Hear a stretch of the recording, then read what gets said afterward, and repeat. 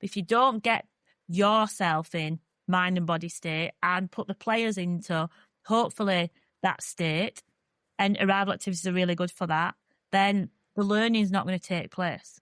So you can do the best session you want in the world, but the learning and the activity and the connection piece is not going to be there, which means then they're not depositing into the soil bit, which we need the soil to be able to perform on the grass. Welcome to the Game Plan Coaching Podcast.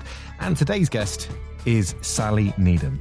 Every time I speak to Sally, I feel like I understand something new or different about coaching. I've known Sally for years. We worked together on the FA Tesco skills program back in the day. And Sally's had fantastic experiences working in academy football, international football, supporting coaches and working directly with athletes. Recently, Sally's completed a Professional Doctorate focused on elite performance and neuroscience. And I think this is an incredible conversation for any coach to listen to. Now, I am biased. I would want every coach to listen to this. But it combines the science of neuroscience with practical advice in coaching.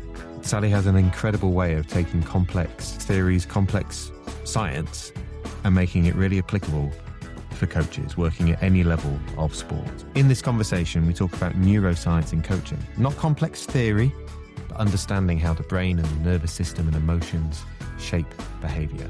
We talk about why nerves and pressure are natural biological responses, not something to eliminate, but something to work with, and the importance of regulation, whether that's up or down, depending on the emotional state that athletes are in. And we think about this as coaches as well. We become stressed. We have nerves. So thinking about how can we practice some of these principles in our work and how that has a really positive impact on the athletes that we're coaching.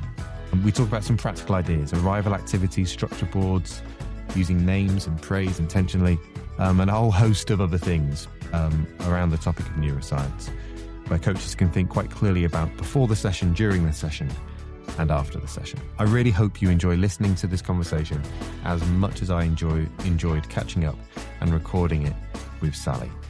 Let's get into it. Here's Sally Needham on the Game Plan Coaching Podcast.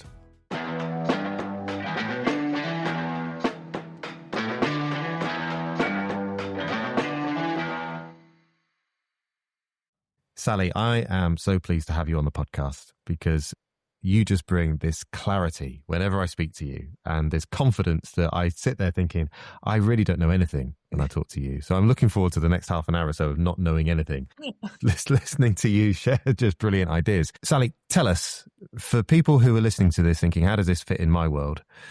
What does neuroscience and coaching have to do with each other? Well, firstly, thank you for that intro.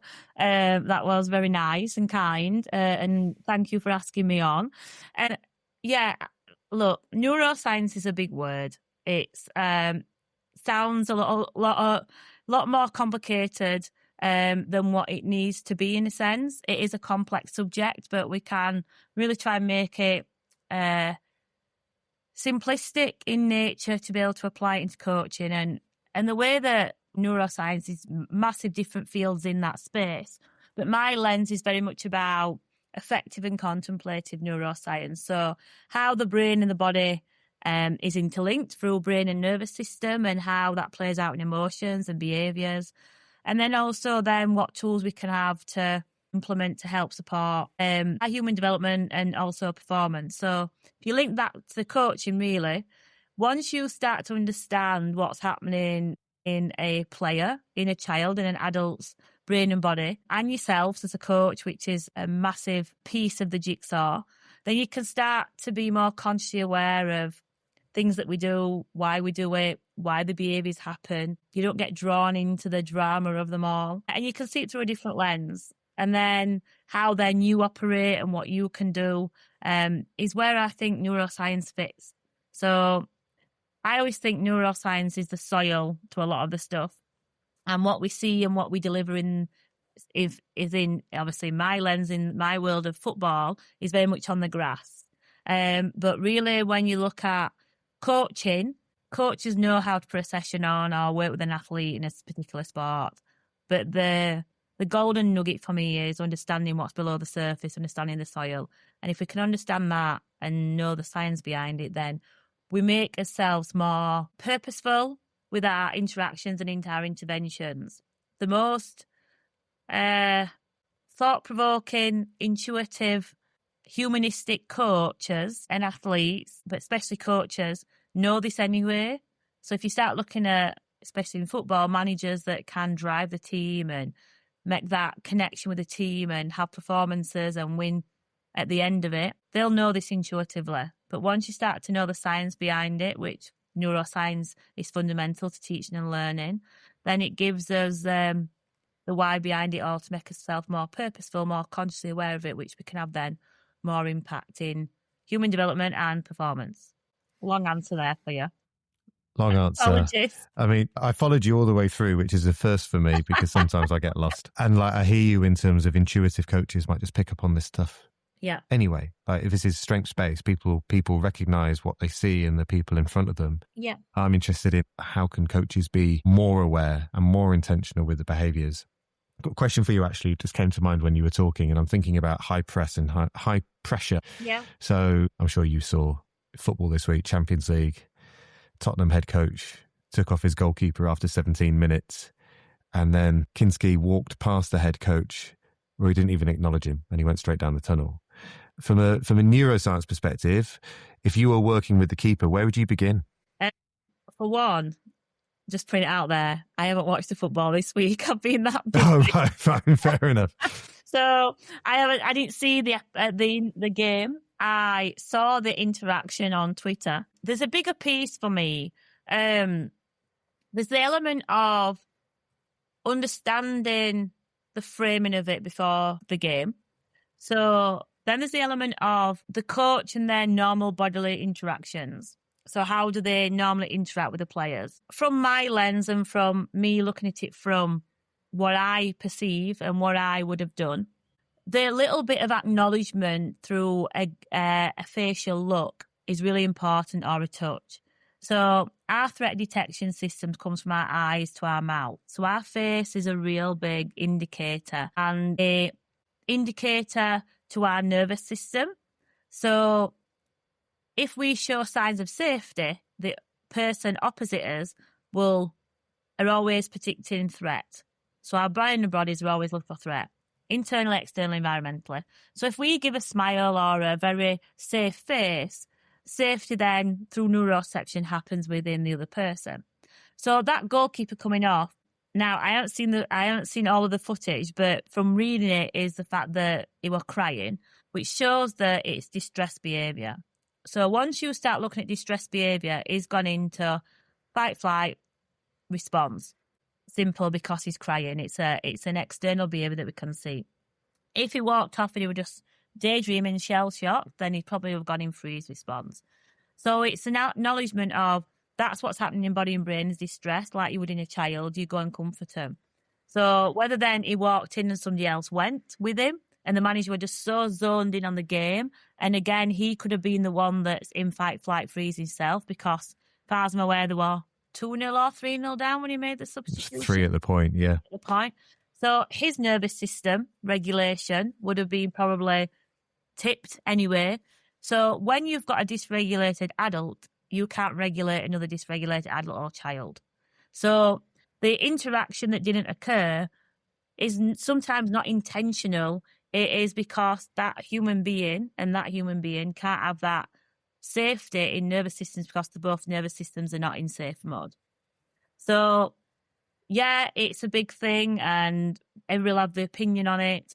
You've got to look at it from a different lens and look at both parties. It's a 3-0 in Champions League, new manager, with a team that is struggling at the minute in terms of what you would perceive Tottenham to be at. So, yeah, I take it from that lens. Whether I would have done that slightly different, I don't know. In a utopia world, you'd have the manager acknowledge, but the 3-0 down, he's made a call, and he's probably, again, dysregulated in his own nervous system. Yeah.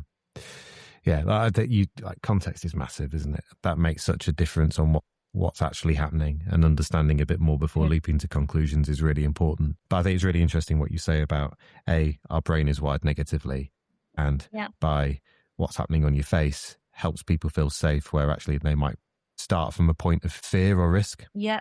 Yeah, your face is a big thing for social engagement, for creating safety, along with your tone of voice and along with your own nervous system regulation. Safety, I think me and you were in a conference not long ago and I kept on about it, the fact of we talk about making safe environments. And this is a point that we used to get taught and things used to get said a lot in football, and they still do. And I want to know the why behind it. So what is safety? Well, safety is two nervous systems operating with each other that have cues of safety from a subconscious respect and also from a visual respect. So you've got to understand how you create safety and your role in creating safety. Otherwise, when we talk about safe, trusting relationships within sport, within normal life, you've got to understand how that operates. Otherwise, we're just getting it out by luck a little bit of the time. Now, thinking about safety and following that thread, there was something you said to me on a conversation we had a few years ago about sensing in. And it's really stuck with me when I tutor and do coach education stuff, or when I'm working with a group of players around doing something before they arrive to help them feel more comfortable when they get there. Would you tell us a bit about sensing in and what that means and why it helps? I think you're meaning about when I did the before, during and after of the structure for learning, and we talked about arrival activities and why we do arrival activities. Yeah.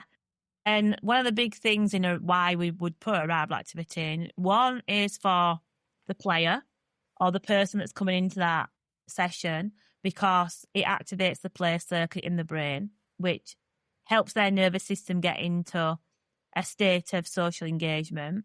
But also for us, like you were saying about sensing in, we need to be really in tune with our body and our nervous system. And if we can work with the feelings, so for example, nerves, if we were to talk about nerves, if you understand what nerves are a chemical response to get your body ready for optimal level. So you've got a sweet spot that goes, I talk about green zone, red zone. You've got a sweet spot in that from a chemical response. If you can work with your nerves, research shows us that's what the elite performers do. They frame it as the body's ready. The body's ready to perform.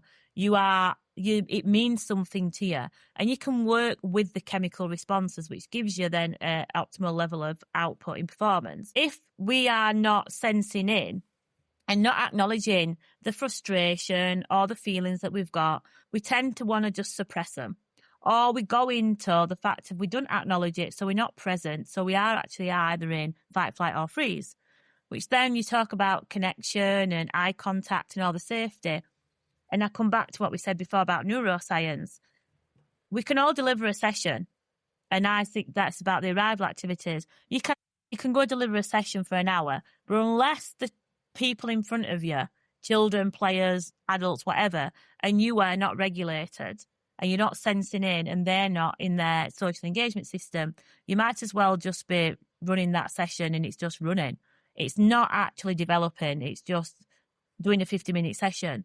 And people just say to me all the time about arrival activities, well, I only get on for an hour and there's another team coming off. But if you don't get yourself in mind and body state and put the players into, hopefully, that state, and arrival activities are really good for that, then the learning is not going to take place.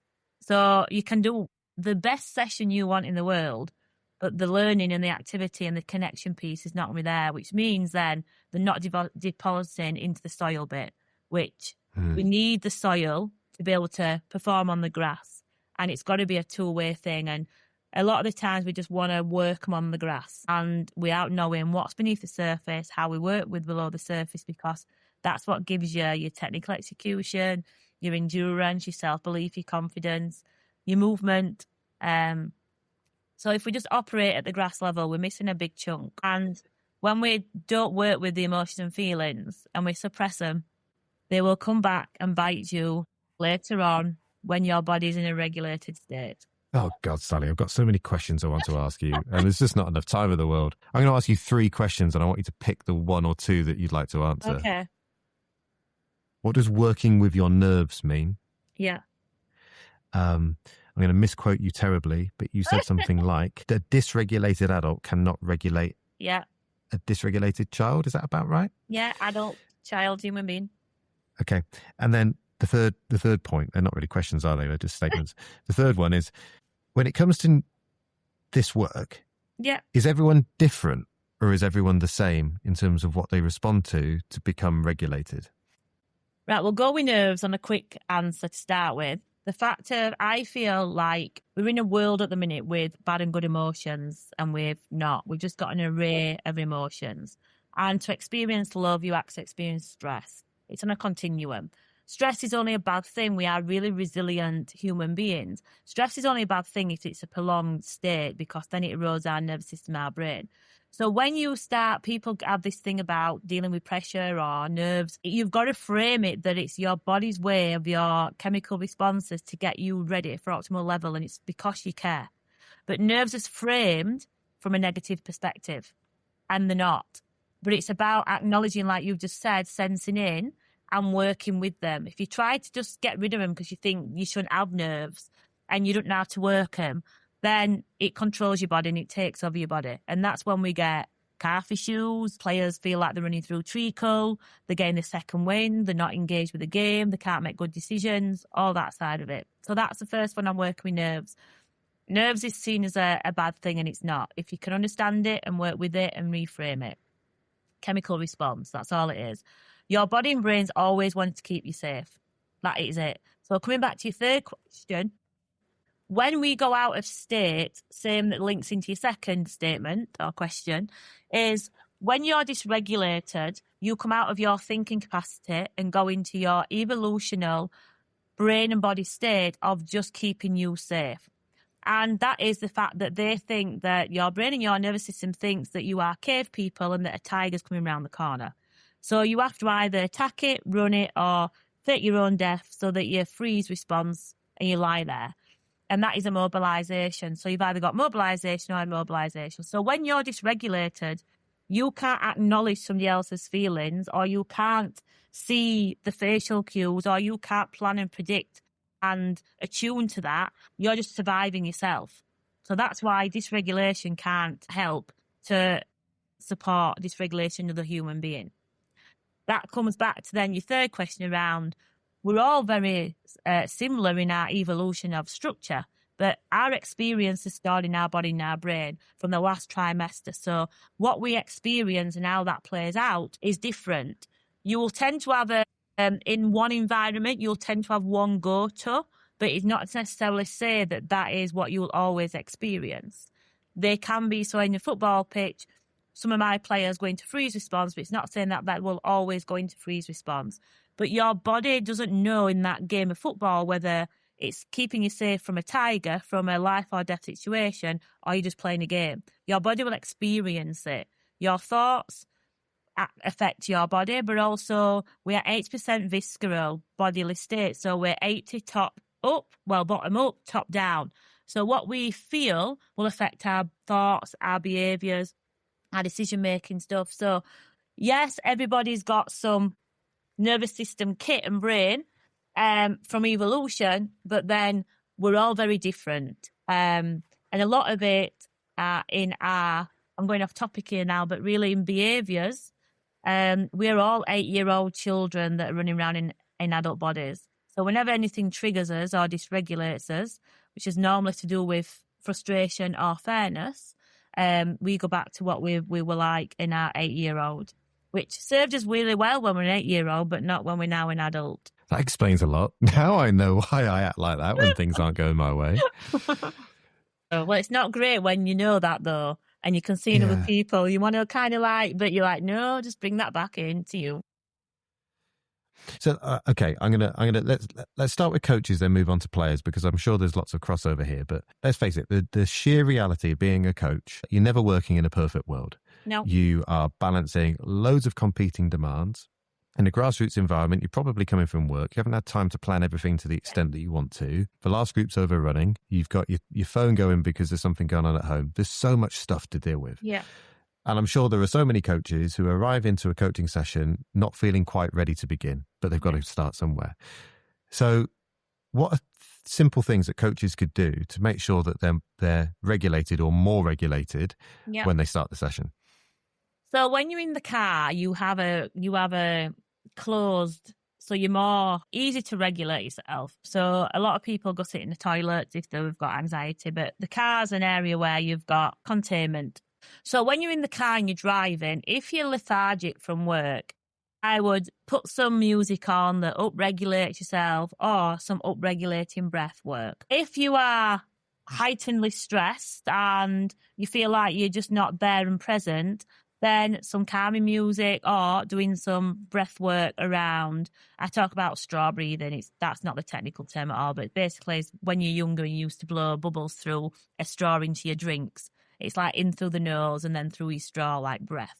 So like that helps to downregulate. So for me, the car journey, because you're in containment, allows you to, again, comes back to you, sensing, so self-awareness of what do I need? Do I need to upregulate? Do I need to downregulate? And then when you get to the venue, that element of noticing, so getting out of the door, closing the door, it might be like a little bit of self-talk of I'm closing the door. Oh, that felt a bit firmer today. Or, right, I need to get the balls out the boot. Right, I've got that balls. So you're basically talking yourself into present, you're noticing. And then as you walk into the pitch, and we know that then parents are coming to you or players, but you literally are then more regulated. You're feeling the body. And then it comes back to what I said earlier about the before, during, after. Noticing people, use of names is massive to hit the care circuit. And then arrival activities, structure boards so that players know what they're doing. So you're not having 10 questions on what we're doing today, what we're doing later, we're playing the weekend, because that again shows anxiety in players. So asking them just then to concentrate doesn't happen. So there's an element of what you can do in the car to then noticing self instead of just going on this hamster wheel. And then when you get out the car and then walk to the car, and then how you start the structure of your practice to help you out as a coach is really key. The one thing I'll hold on to there that I hadn't considered from the perspective of the coach before is the structure board. I've always thought about like the structure board and having an outline of what we're doing tonight to be really valuable to the athletes, to the players, which of course it is. When they turn up, They get a sense of what's being expected. But yeah, as a coach, it takes away some of the noise and some of the distractions or disruptions to help you get ready for the session. If it's just there, you can signpost kids to it. Simple, but sounds quite effective. Yeah, and also the kids get used to it. So they make that first night, 10 of them come. But then you might go, remember, we've got a structure board. So then it's like you with a puppy. You have to train them. Yeah. So otherwise, they don't know what they're doing. So if there's a structure board, that reinforcement of messages of, remember, we've got a structure board. Do you need to ask me that question? Can you ask a friend? Is there structure? So they get used to just going and checking the structure board. That calms them down in a sense of their anxiety of what's happening today. And it gives you that space as well. And also that element of that you've got 20 kids around you asking and shouting the same question. You can just calmly remember, we've got a structure board. And then that becomes less and less. And people said to me all the time, oh, does it work? I said, well, do it for 6 weeks. And then don't go one session with a structure board. You'll see then if it works. Got it. What a great experiment for people to go and have. So let's talk about during and move roles into that of the player and the athlete. Yeah. Now, I might be completely wrong. This might be an urban myth, but I remember watching Lucy Bronze play for England in the Euros, and maybe someone pointed this out to me or something I noticed. But it seemed to me that every time Lucy might have made an error or someone around her made an error and she felt dysregulated, she adjusted her hair bubble. There was almost like this anchor or this trigger to help her recenter herself. Is that a cue? Is that something that people can do to help them go from red to green, like you say? And like, if it is or if it isn't, what are some other things that are helpful in your experience for players to be able to move from the fight or flight and get back into that optimal state? I wouldn't have to say yes or no because it's down to her knowing it, or is it that something that subconsciously has become a habit that she understands that that's what she does to get herself back into state, or whether she's had some support with that, I won't be able to say. The element of the big thing for me with players is understanding that when something happens, say we're on the field, they will tip into red. maybe not, but potentially tip into red. When they do tip into red, what is the state they normally tip into? You can't stop that happening in a game of football because it's an emotive sport, and also that's what shows that they care.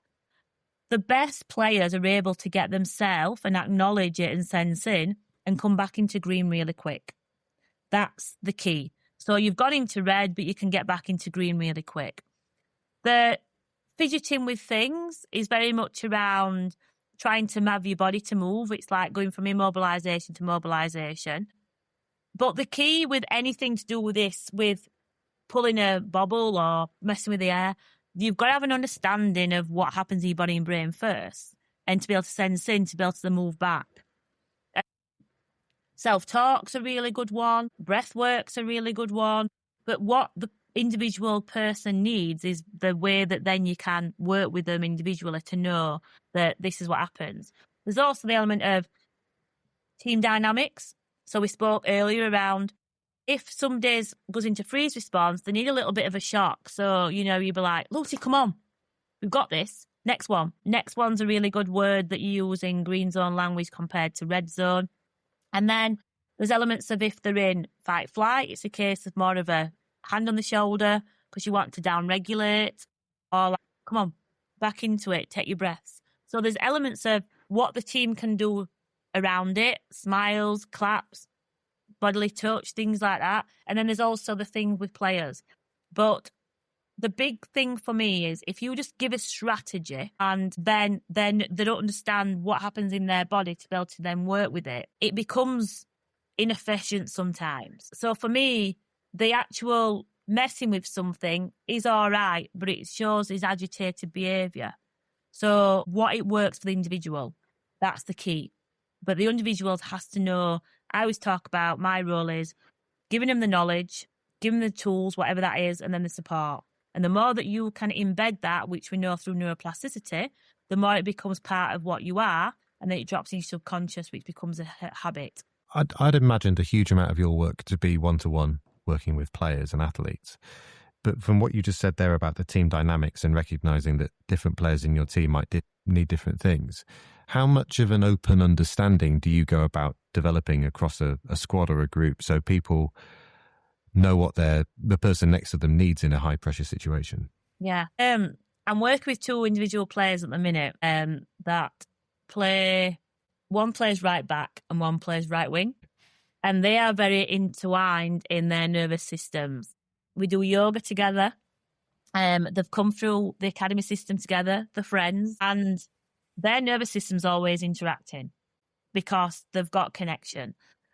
When you start working with a team, again, it comes back to them understanding the two centre halves, full back, right wing, two centre mids.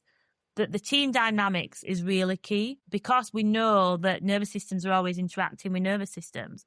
So if you were to do a yoga class with the team and their nervous systems start to entwine a little bit, then you're building that in. They've got, again, the knowledge around when I do this, this is what happens with me, or when I do this, I need this from you. And there's a recognition. There's also a recognition and some work done around like momentum in the games. Momentum's really important in games. And I still can't get my head around sometimes why we all stand and watch some other team celebrate. Because you're already dysregulated probably from conceding, and then we just stand there and watch everybody else celebrate. So, and then in the other end, when we do score, we're most liable to concede because we're too heightened. So there's a bit of work around what you do after you score or you concede. But that working with the team, there's loads of research about teams that high-five more, fist pump more, win more games, but there's the element of that then becomes too gimmicky.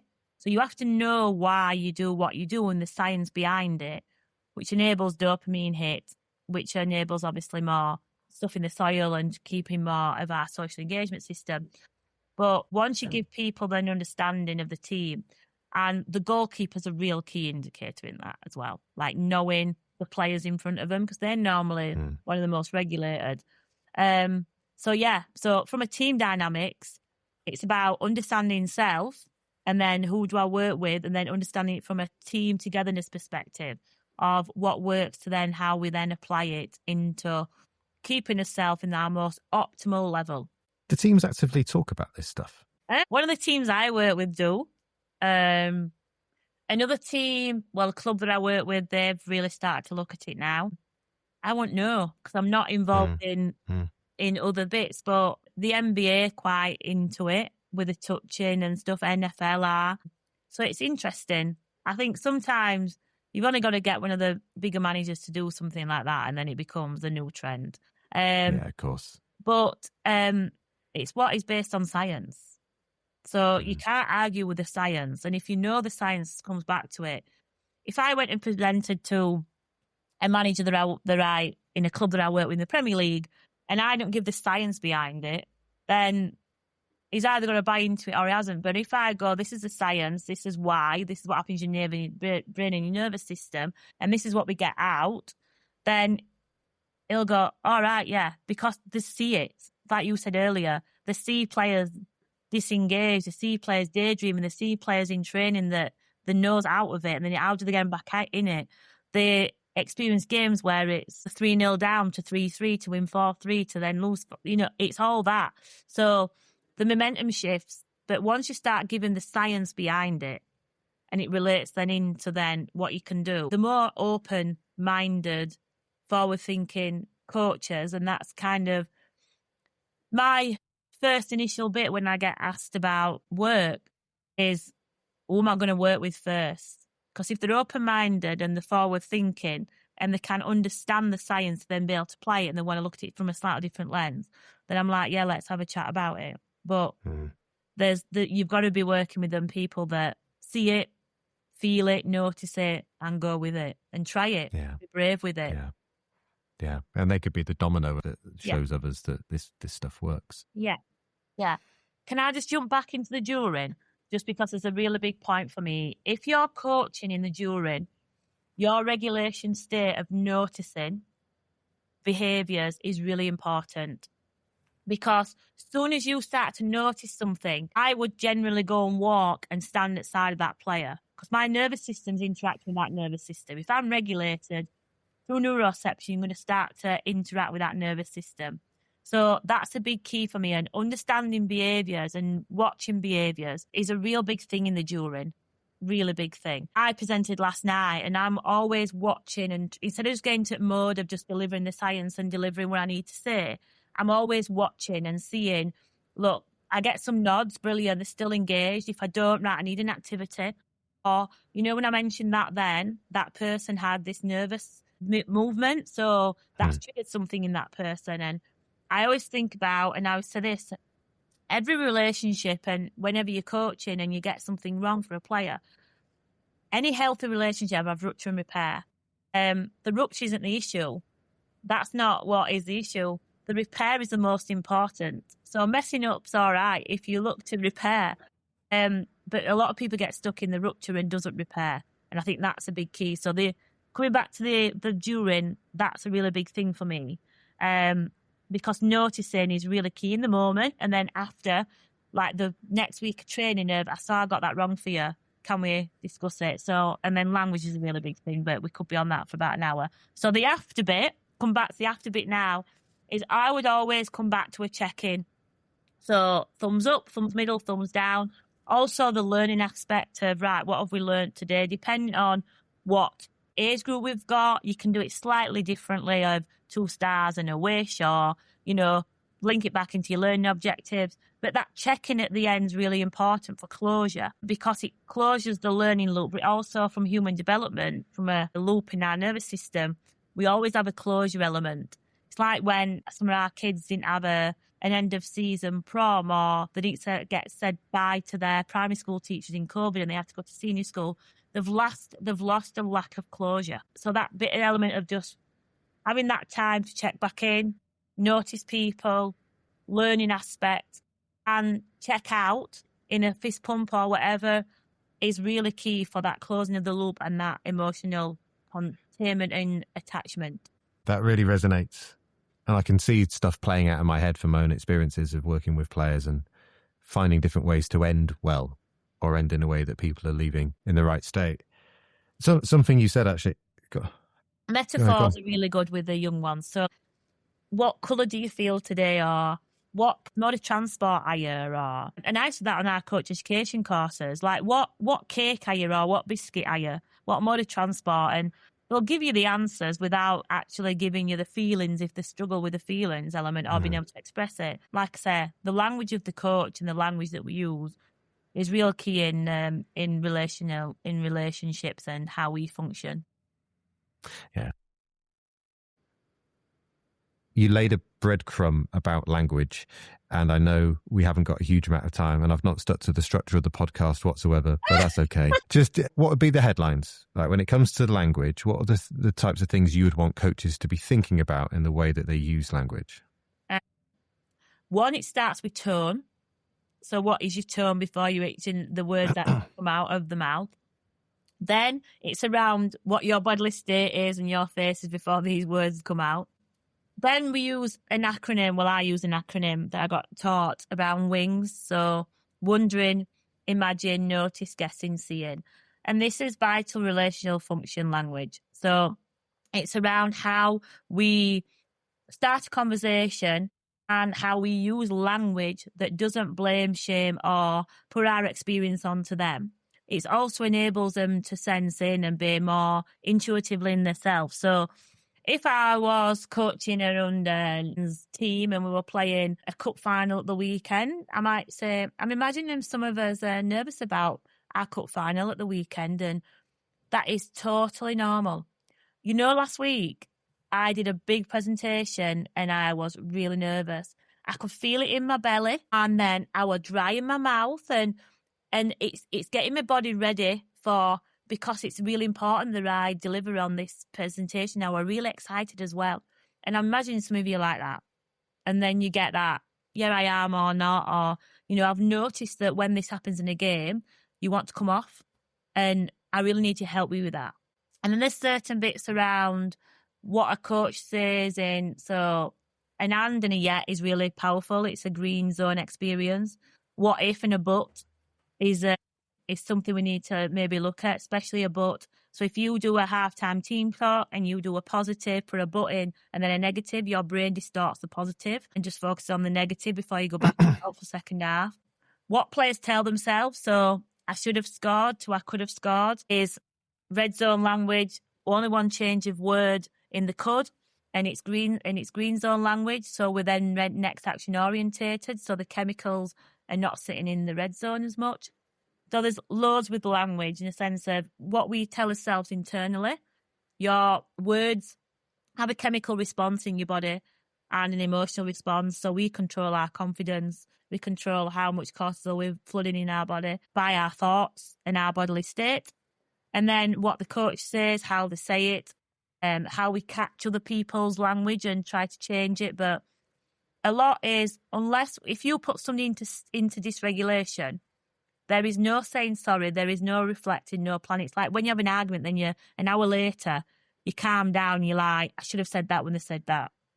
So if you're trying to influence somebody, you have to get it into where your language enables them to keep in state so you can have a difficult conversation sometimes, or just a conversation. The old school saying, sticks and stones may break my bones, but words will never hurt me, could never be so wrong, really. Yeah. Words can be said to a child before the age of 8, and that produces a limiting belief that they carry into adulthood. And it's one example of somebody saying something to you, and it sticks so vividly in your mind and your body, and it becomes a limiting belief. So my bit of the stones and the sticks and stones, like, you know, with the words, it's totally, I go against it, because words are so powerful. They can change your brain, they can change your nervous system, but they also can be something that we say and can get stored in our body and brain, and it has a limiting effect on us and our belief system. Maybe it should be sticks and stones break my bones, but words cause longer term harm. Precisely. And it's same as like we sometimes say things in the most compassionate way and done with the best intentions. But it's like my niece, we used to, I kind of had a little bit of a family chat on our family chat and said, we really need to I know we tell Eliza that we're proud of her, and we should. That's something that we should tell her after we ask her, after she's done a dance or a performance, are you proud of yourself? And then we go, I'm proud of you. And I love watching you dance, where your face lights up, you enjoy it so much. But when we tell somebody we're proud of them, a lot of the time, they go for external validation, when realistically, she should be proud of herself first and then have the acknowledgement of we're proud of her. And it's interesting now, she'll ring me and she'll say, and Sally, I've got gold today, or I didn't get a medal today, but I really enjoyed it and I'm so proud of myself. I'm like, oh, amazing, Eliza, I'm proud of you too. So like, we do it with the best intentions, same as if you've rubbish at drawing, and as a child I used to say I'm rubbish at art, and my mum used to say, don't worry darling, you just take after your mum. But it's a limiting belief. We can change the brain and the nervous system learning through neuroplasticity. So in that in mind, God dear Sally, we could talk forever, or I could talk to you forever. You might just get sick of this. But should coaches really think carefully about how they then use praise? Look, the best way of learning with praise for development is name, praise, action. Praise, action, name. Like, the name bit spikes up our care circuit.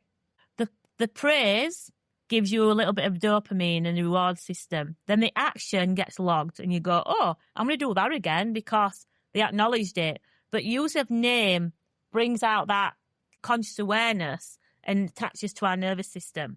The element of giving somebody a difficult conversation or being very aware of what they need to work on is also showing care. Otherwise, if we just make this world of that everything's beautiful and praise, it's not how the world works, but how we deliver it and with what intention and what language is the key. So praise is really is an amazing thing when it's done with the right intention and done effectively. If you want to give a negative comment, you have to give 4 positives to counteract it. But a praise doesn't have to be over-egged.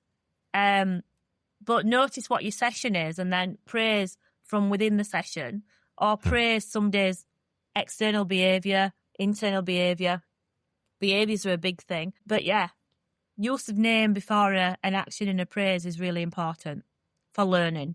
Yeah, okay. See, knowing the why, that you just highlighted to me why knowing the why is so important, because my foolish brain used to, up until about 6 minutes ago, always thought you say the name first because otherwise they might miss what you're saying. Now, I suppose there's a practical truth to that sometimes in a busy, chaotic session, calling the name of someone who's done something well. But name triggers the care circuit, praise activates dopamine, action gets it logged.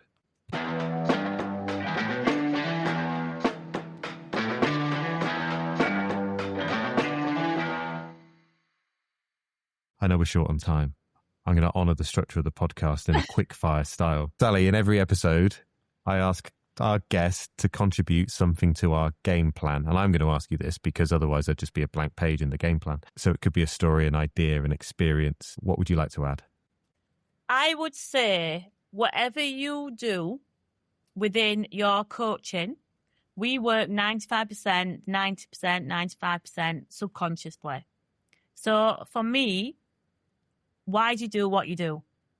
And if you don't know, I would ask you to be curious around exploring why you do what you do, so you can make it more intentional.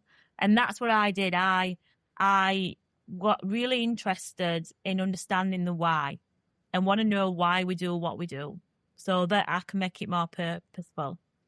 And so that would be my big thing. We tend to just copy a lot, and it's what has always been around. So why do you do what you do and get more purposeful with it and understand? And like I said, for me, neuroscience is fundamental to teaching and learning. So that's an area to hopefully explore if I've evoked some curiosity around that subject. So the final question, people love tangible advice, stuff they can pick up and try. And you just said it yourself, like there's not necessarily a copy and paste because context makes such a difference and coaches might listen to what you say and go and apply it, or they might edit it, or they might just pause because it might not feel quite right now for them. With all of your experience and the work that you've done around neuroscience, is there any advice you'd want to give to coaches? I would say, 1, understand what your face is saying to the players. 2, learn to colour your cactus. So who the players that pushes your buttons and triggers you, because it's not them, it's what's internally in you. Remember, 8-year-old child. And thirdly, I would really consider doing the before stuff. So personal greetings, use of names, arrival activity and structure board. What did you say about your cactus? Cool your cactus. Learn to cuddle your cactus. So cuddle your cactus. Who's the one that pushes your buttons? Yeah, okay, cool. Love that, because it's you, not them. And when you change your lens and you start to understand it more, when you see a child differently. Can I ask you one more thing before I let you go? So I work with lots of coaches who tell me that athletes that they support struggle massively with anxiety just before performing, just before competition. And I was thinking about the Winter Olympics recently and imagining what athletes stood on the top of some huge slope with skis on or a snowboard attached to their feet must be thinking and feeling. And of course, they're acclimatized to the environment because they've had hours and hours and years of practice, but they care, so they'll have nerves. Yeah. So what are ways that coaches could help athletes deregulate or upregulate themselves just before those critical moments that helps them build some habit or routine into what they do before they step into the arena? God, that is a long question, a long answer. The big point probably to come out of is it comes back to the dysregulation piece. So even at the top of them slopes, your coach was with you. So if you're calm and regulated, your nervous system will generally give the calmness and the regulation state through neuroception. The elements of a little bit of a touch or a little glimmer, like in a smile, is really important. The elements of what they do before it. So if they've got anxiety, they'll feel it in their body. So where do they feel it? And there's a lot to do with what we haven't even got onto it, but your vagus nerve. So how do they strengthen their vagus nerve and how do they strengthen their soil so that when they're in that moment, they've got enough soil to be able to perform on the grass or the slope. So there's an element of what you do off the field or off the slopes and what you do daily to really deposit your soil. There's also then elements of performance-led, so the visualization stuff around the top of the mountain or whatever the event is, because your brain doesn't know you're thinking it or doing it.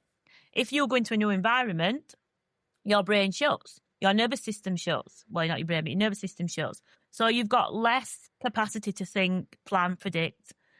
Your movements more inhibited, everything like that. So like the GB on the skeleton, like they visualize so much Michael Phelps do. So there's elements of performance tools that you can have. There's elements of performance stuff you can do off it. But in that moment, the creating of the safety that allows the window of tolerance, your soil, to stay open is really key. And that is from co-regulation from the coach, if the coach is with you. We're understanding as well the self bit. And the more they can do off it, the more bigger your window of tolerance has got, the more soil you've got, the more you can keep them optimal level, which is you need in them sports because you need to be able to think. Your movement gets affected, everything. But there's elements of then when you're there, what you're telling yourself, those words, your breath work, noticing it, and everything will be different for every different athlete because they'll notice it differently. So that were a very big question that I'd had to. Yeah. No. You've hours. But it's very much around what you do off it, how you practice it in that moment, and then the person that is with you if you have got a person with you. That's really 3 really clear buckets. And I think the thing that really stands out to me is the practice before, like building the strength in your vagus nerve. Yeah. Through, I would imagine, from what you've said to me before, breathing exercises, journaling, other strategies, helps people just be in a better state of readiness for when they are on the edge. Yeah, your vagus nerve relates itself into how many times you want to go to the toilet, your indigestion, your mood, your cognition, your speech, your breathing. So the more that you can strengthen that, the more that you've got the capacity before you get up there. So yeah, it's a big piece, the vagus nerve stuff, and what you do daily to then get yourself into that state and deposit in the soil. Yeah. Maybe if I can steal your time in 6 months, we could have a part 2 to this conversation. Well, all that stuff is really contemplative neuroscience. We used to think that it was, to sit and meditate is what they do in Buddhism, but it's not. There's real clear science now because of the advancing technology that we can see what happens when we sit in meditation, or we colour in, or we do journaling, or we do as breath work. And they're really powerful tools. And the more comes back to more open you are to it, the more that you are literally just giving your window of tolerance a bigger window to stay in optimal performance. And that's what people want to do to then be able to, your bodily state is, everything's built in your bodily state. So if you can work with it off the pitch or off the slopes, when you get on it, there's certain things you can do, but you're just staying in that optimal level for clarity of thinking, scanning, believing, movement, self-belief, confidence, everything. Brilliant. Sally, look, it's been awesome having you on the podcast. It's always lovely to talk to you. I had Pete Sturgis on our first episode of this series, so it feels like there's like a lovely family of people to be able to talk to. So yeah, thank you so much. You've shared loads, and I'm sure lots of coaches listening to this will have lots to go and think about, but also lots to go and try out in their practice. No problem at all. Been a pleasure talking, and anytime. Thanks for having me. Thanks for listening to the Game Plan Coaching Podcast. If you enjoyed the episode, please follow the show and share it with a coach who might find it useful. I'd love to hear your feedback and any ideas you have for future guests. You can get in touch through the links in the show notes. Thanks again for listening, and go well in your next coaching session.